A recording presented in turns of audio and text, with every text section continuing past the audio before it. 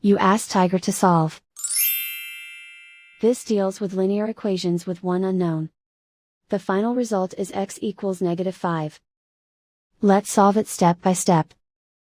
Simplify the expression. Expand the parentheses.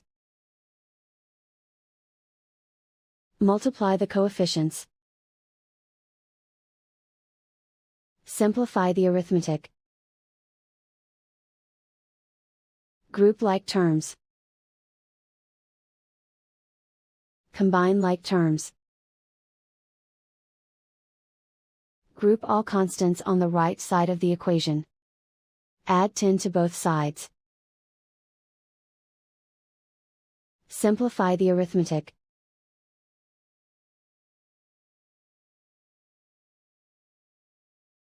Isolate the x.